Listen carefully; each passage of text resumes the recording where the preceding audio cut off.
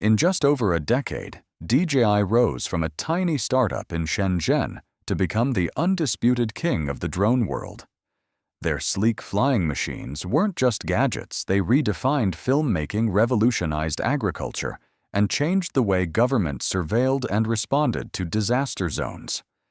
DJI was untouchable, outpacing every competitor and dominating over 70% of the global drone market. But then, seemingly overnight, the empire began to crack. The US government blacklisted the company, citing national security threats. Human rights organizations accused DJI of aiding surveillance in one of the most controversial regions on Earth. Countries across the globe started banning their products or ripping them out of government programs. Suddenly, the company that once soared above the clouds found itself in a freefall, not from bad business, but from global politics, espionage fears, and damning allegations. How did DJI, a brand once synonymous with innovation and excellence, become a global pariah? What happened behind the scenes that nearly brought the company to its knees, and is DJI truly guilty, or just another pawn in a much larger geopolitical war?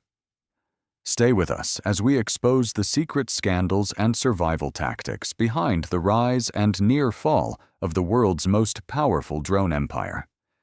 This is the story of how DJI almost went bankrupt because of this. It all began in a cluttered dorm room at Hong Kong University of Science and Technology, where a young engineering student named Frank Wang Tao had a vision few could understand.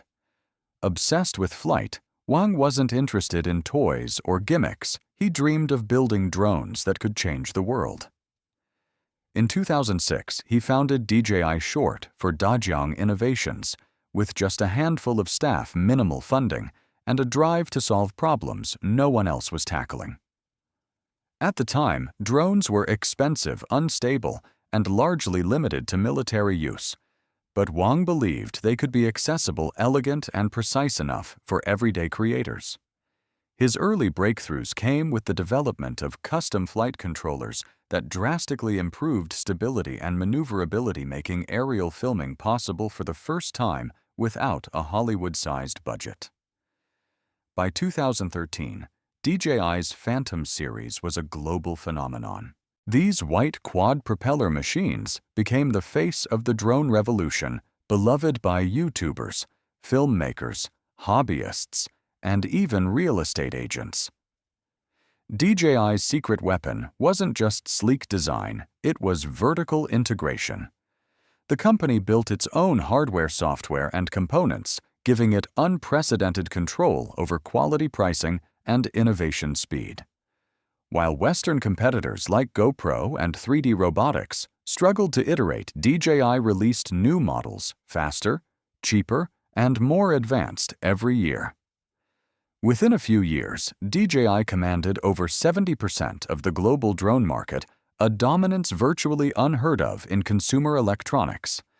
They didn't just lead, they wiped out competition. American drone startups collapsed. European manufacturers couldn't keep up. DJI's R&D machine, funded by soaring sales and an aggressive expansion strategy, pushed boundaries faster than regulators could even respond. They ventured into agriculture with drones that could spray crops with precision. They broke into construction and surveying with models that mapped entire terrains in minutes. Even Hollywood began to rely on DJI drones for high-budget aerial shots. Behind the scenes, Wang ran the company like a tech laboratory, obsessed with engineering perfection and internal secrecy. Employees worked long hours in Shenzhen, driven by nationalist pride and the thrill of being part of China's first true tech titan. In many ways, DJI wasn't just building drones, it was building a national symbol, a private company that could outcompete the US and Europe in one of the most advanced tech sectors.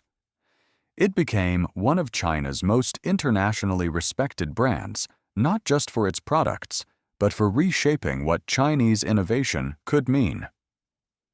By 2017, DJI's valuation soared past $15 billion, and investors salivated at the prospect of a global IPO.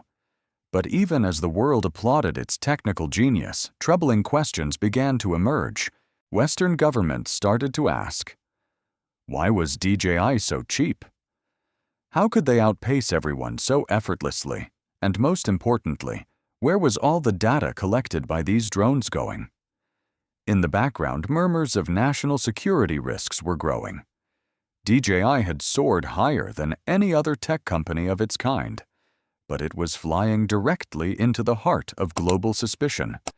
The higher it climbed, the harder the fall could be, and soon it would begin. The turning point came in 2019 when the US government took its first serious aim at DJI. At a time when tensions between Washington and Beijing were escalating over trade technology and cybersecurity, DJI found itself in the crosshairs of a geopolitical war. The initial warning signs were subtle federal agencies quietly started discouraging the use of Chinese-made drones. But that changed dramatically when the Department of Homeland Security issued an alert stating that drones made by Chinese manufacturers could be sending sensitive flight data to their manufacturers in China, where it can be accessed by the government. While the alert didn't name DJI directly, it didn't have to. DJI controlled nearly 80% of the US drone market. At the time, there was no mistaking who the target was. Then came the Department of the Interior, which had been using DJI drones extensively for environmental monitoring, wildfire response, and land management. In an unprecedented move, the agency grounded over 800 DJI drones, citing concerns that data could be accessed by the Chinese government. The action sent shockwaves through the industry. DJI protested, insisting that their drones offered data privacy modes and that users could control whether data was uploaded or stored. But the narrative had already shifted. In the eyes of Washington. DJI was no longer just a tech company. It was a national security risk. The situation escalated further in December 2020, when the U.S. Department of Commerce officially placed DJI on the Entity List, the same blacklist that crippled Huawei. The move effectively banned American companies from exporting technology to DJI without government approval. It was a death sentence for many international businesses. For DJI, it was a massive blow. The company relied heavily on components from U.S. suppliers, especially semiconductors and imaging sensors. Overnight, their supply chain was thrown into chaos. The justification for the ban wasn't just about cybersecurity. In a stunning accusation, the Commerce Department cited DJI's role in enabling wide-scale human rights abuses within China through abusive genetic collection and analysis or high-technology surveillance. The statement specifically linked DJI to surveillance operations in Xinjiang, the controversial region, where over 1 million Uyghur Muslims were reportedly detained in internment camps. Although the allegations didn't include detailed evidence at the time, the damage was done. The world's largest drone company had been branded as complicit in one of the most horrific crackdowns of the 21st century. DJI, for its part, denied the allegations vehemently. The company stated that it had never designed or marketed its products for military use and that it did not support the misuse of its technology. It emphasized that its drones were tools, not weapons, and that end users, not the company itself, controlled how they were deployed. But the nuance was lost in the storm.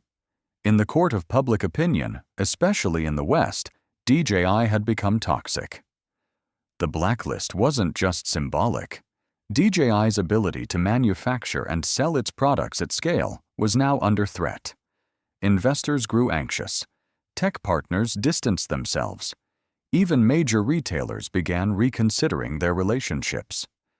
In a market that moves at the speed of innovation, reputational damage is fatal. And for DJI, which had built its empire on trust that its drones were safe, reliable, and apolitical, the blacklist shattered that image. The ban also emboldened other governments. If the United States, with its massive federal infrastructure, had reasons to doubt DJI's intentions, then surely other nations needed to re-evaluate their own use of Chinese drones. The floodgates were opening. DJI wasn't just battling one country anymore, it was on the brink of becoming a global liability. As 2021 began, DJI stood at a crossroads. Its revenue was still strong, but its future was uncertain. How could a company built on innovation survive when the political winds were turning against it? Would it adapt, or would it collapse under the weight of suspicion regulation and international pressure? As the United States tightened its grip on DJI through sanctions and export restrictions, a darker and more disturbing narrative began to emerge, one that would damage DJI's reputation far beyond trade disputes or data privacy concerns. The accusations centered on Xinjiang, a remote region in northwestern China that had become a global flashpoint for alleged human rights abuses. For years, reports had surfaced about mass internment camps, forced labor, and the widespread surveillance of the Uyghur Muslim population. Now, evidence was pointing to DJI's technology as a tool in this sprawling surveillance apparatus. It began with a series of investigative reports by human rights organizations and think tanks. Most notably, IPVM, a security research group that uncovered DJI's deep involvement with law enforcement agencies in Xinjiang. Leaked promotional materials showed DJI marketing its drones directly to Chinese police forces for use in stability maintenance, a euphemism widely understood to mean monitoring and suppressing ethnic unrest. One document featured a Uyghur tracking mode, where AI-powered drones could follow individuals automatically using facial recognition technology. Another demo video showed DJI drones being used to monitor camps and transport facilities, raising chilling questions about their role in mass surveillance. Perhaps the most damning moment came when it was revealed that the Xinjiang Public Security Bureau, the same authority linked to mass detentions, had been a known client of DJI. Contracts and procurement orders indicated that DJI had sold or donated equipment to this agency, and in some cases, tailored software for them, while DJI claimed that these deals were made through third-party distributors and that it had no control over end-use critics, pushed back.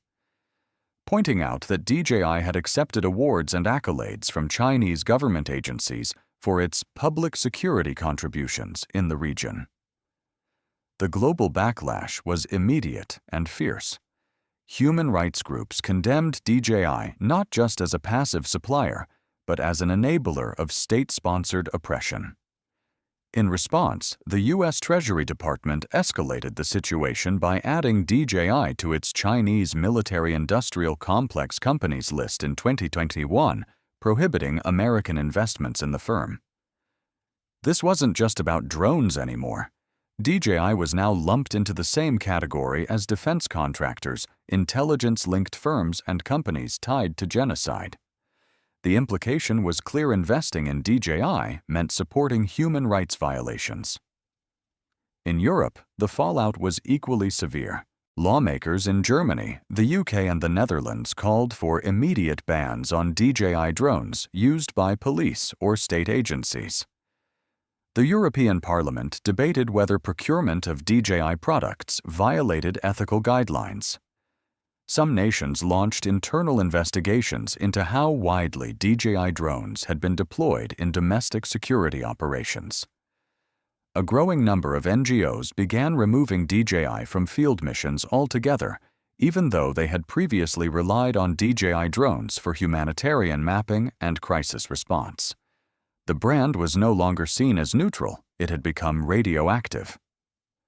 Faced with global outrage, DJI released a flurry of denials. It insisted that the company had no operational control over how governments used its drones and that it had never supported human rights abuses in any form. A public statement emphasized DJI's commitment to safe, ethical, and lawful use of its products. But the damage had already seeped into the company's foundations. For years, DJI had marketed itself as a tech-for-good company. Now it was associated with digital authoritarianism. Perhaps the most painful blow came not from governments or regulators, but from DJI's core users. Filmmakers, rescue workers, and researchers who had once praised DJI for revolutionizing their industries began turning away. Influencers in the drone community stopped promoting DJI. Prominent YouTube creators who had built careers filming with DJI gear issued public statements distancing themselves. A few even destroyed their drones on camera in protest, a symbolic gesture, but one that captured the depth of betrayal many felt. For DJI, this moment was existential. The company had faced regulatory attacks before. It had dealt with bans, trade limits, and even espionage allegations.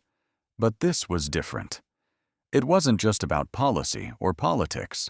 It was about morality, trust, and whether the brand itself could survive being linked fairly or not to one of the most controversial atrocities of the modern era. As the controversy around DJI intensified, the shockwaves rippled far beyond Washington and Beijing. What began as a US-led security crackdown soon morphed into a global crisis of confidence, with governments, corporations, and even humanitarian groups rethinking their relationships with the world's top drone maker. The central question was no longer just about whether DJI posed a threat to national security. It was about whether any public institution could afford to be associated with the brand. In Australia, one of America's closest military allies, the Department of Defense initiated a sweeping internal audit after reports surfaced that DJI drones had been used in military exercises.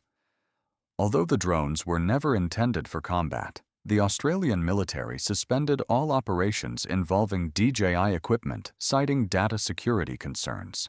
Around the same time, India, which had already banned dozens of Chinese apps due to escalating border tensions with China, quietly began phasing out Chinese-made drones from government contracts. By 2022, India had effectively banned the import of all foreign drones, a move widely interpreted as an indirect strike against DJI's dominance in its market. In Europe, where DJI once enjoyed enormous popularity among police departments, infrastructure inspectors, and emergency responders, the backlash was swift and layered. The French army stopped using DJI drones entirely. Germany's federal police, which had relied on DJI for reconnaissance in protests and crowd control, launched an internal review and paused further procurement. In the UK Parliament, members began questioning whether DJI equipment used in public safety efforts might be vulnerable to backdoor surveillance. Even local city councils joined the debate, some banning DJI purchases altogether until further clarity on privacy risks could be assured. The corporate world followed suit. Amazon, Walmart, and several logistics startups that had been testing DJI drones for last-mile delivery halted pilot programs. Not necessarily because DJI drones stopped working, they still performed better than almost anything else, but because the reputational risk had become too great. No company wanted headlines tying their innovation efforts to a firm accused of enabling authoritarian surveillance. Even non-governmental organizations like the Red Cross and Médecins Sans Frontières, longtime users of DJI drones for disaster response, began quietly transitioning to alternative providers, often with inferior technology but cleaner reputations. Perhaps the most humiliating moment came when several international sporting events banned the use of DJI drones for filming. Organizers of global marathon soccer matches and even Olympic-related events opted for less controversial brands to avoid public scrutiny. In an industry where image is everything, DJI was being painted not as an innovator, but as a liability. Meanwhile, the media narrative was relentless. Major outlets like the BBC, CNN, and Reuters published damning exposés linking DJI to Chinese state surveillance, even in contexts where evidence remained circumstantial. But perception in this case was more powerful than proof. The words spy drone began appearing in headlines alongside DJI's name. Even when the company issued press releases, facts were drowned out by the momentum of suspicion. DJI, once praised for democratizing aerial technology, was now widely perceived as a tool of digital authoritarianism. In countries where governments hadn't yet imposed formal bans, the pressure came from the private sector and civil society. Tech forums and cybersecurity groups began advising against using DJI in sensitive projects. Universities stopped recommending DJI gear in their engineering courses. And in the US, even police departments in small towns began returning DJI drones or scrubbing the brand from their procurement lists, not because of direct federal orders, but out of fear of being caught in a future scandal. And yet, through all this, DJI's core product line remained technically superior. Their drones still had the best flight stability, longest battery life, and sharpest imaging at the consumer level. But what good is technical supremacy if governments won't buy and citizens won't trust? For the first time since its meteoric rise, DJI was discovering a hard truth of the global tech world: you can't out-engineer fear. No matter how advanced the sensors, how smooth the software, or how fast the innovation, once trust is lost, recovery is no longer a matter of technology. It's a matter of survival. Backed into a corner, DJI didn't collapse. Instead, it began executing a counteroffensive that was equal parts technical brilliance, strategic rebranding, and quiet political maneuvering. For a company accused of enabling digital repression, survival would require more than just engineering talent. It demanded a complete reframing of its identity on the global stage. First, DJI went silent. In contrast to the loud denials of other Chinese tech giants under fire, DJI adopted a low-visibility strategy, refusing to engage in political arguments. There were no angry press conferences, no nationalistic counterstatements. Instead, the company released calm, lawyer-vetted statements reiterating its commitment to privacy, ethical use, and non-military applications. This non-combative posture stood in stark contrast to companies like Huawei and helped DJI preserve some credibility in countries that hadn't yet banned its products. Then came the product pivot. DJI accelerated the release of new drones that specifically emphasized data privacy features, including offline modes, encrypted transmission, and localized data storage. For enterprise customers, they introduced government edition drones designed to meet strict data control standards by disabling all cloud connectivity and requiring all updates to be performed manually within secure networks. These weren't just cosmetic tweaks. DJI was signaling that it heard the world's concerns and was willing to adapt. Internally, the company also began restructuring its supply chain, reducing reliance on US-based components and shifting toward domestic or neutral country alternatives. They sourced imaging chips from European firms, redesigned internal architecture to avoid restricted parts, and even began investing in local semiconductor development. By doing so, DJI positioned itself to survive, even if the entity list restrictions remained for years. It was an expensive and painful transition, but one that could ensure long-term autonomy. Simultaneously, DJI poured resources into public relations not in the US or Europe, but in Africa, Southeast Asia, and Latin America, where surveillance accusations carried less political weight. In these regions, DJI drones continued to be deployed for agricultural mapping, disaster relief, and infrastructure monitoring. In Kenya, for example, DJI technology was used to track locust swarms threatening crop security. In Indonesia, their drones helped in flood evacuation planning. These humanitarian deployments were heavily publicized, often with local governments praising DJI's contributions. The message was clear: even if the West was turning its back, the rest of the world still saw DJI as a force for good. But perhaps the boldest move came in DJI's deliberate avoidance of an IPO. Most companies of its size would have rushed to go public. DJI had considered listing on the Hong Kong Stock Exchange for years. But as the pressure mounted, the company quietly shelved those plans. Remaining privately held gave DJI the flexibility to restructure shift strategies and weather reputational storms without the scrutiny or volatility of shareholder expectations. It could move in the shadows and survive longer. DJI also began leveraging its massive base of loyal users. While institutions were pulling away millions of independent filmmakers, hobbyists, and drone enthusiasts still loved the brand. DJI leaned into this base by sponsoring creator contests, educational webinars, and drone safety campaigns. They subtly shifted their messaging away from cutting-edge innovation and toward community creativity and global collaboration. It wasn't just about selling drones anymore. It was about restoring a human face to a company the media had painted as cold and invasive. But the most surprising twist. By 2023, DJI's revenue had not collapsed.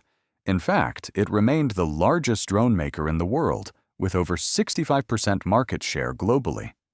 Even as government contracts dried up in the West, sales from consumers and enterprise clients in less restrictive regions kept the company afloat. DJI had somehow found a way to balance on the knife's edge, shunned in some parts of the world, embraced in others, and still flying. Still, the future remained uncertain. The political climate was volatile, and a single policy shift could trigger new waves of bans.